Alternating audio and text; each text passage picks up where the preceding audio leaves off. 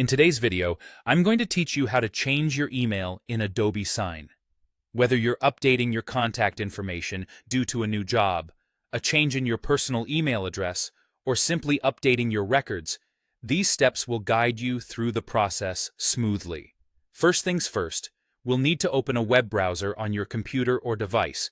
You might want to use a browser you're comfortable with, as navigating through these settings should be straightforward.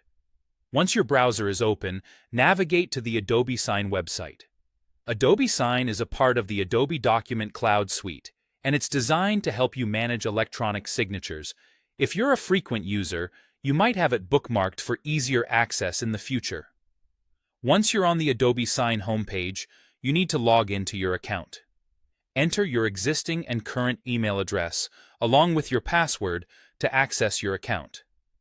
If you're unable to remember your password, there's typically an option to reset it, so no need to worry.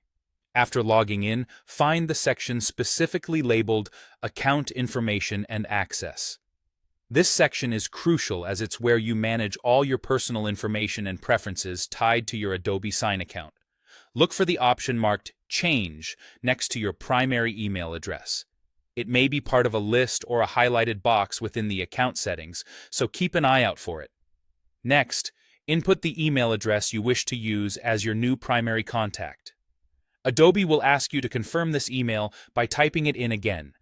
Be sure to enter it carefully to avoid any errors, as this email will now be your main communication line with Adobe Sign.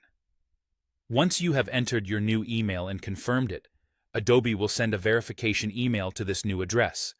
This step is essential, as it confirms that you have access to the new email address and authorizes the change. Go to your inbox and check for this verification email. Keep an eye on your spam or junk folder, just in case it lands there. Follow the instructions in the email to finalize the change. Typically, this involves clicking on a confirmation link provided within the email.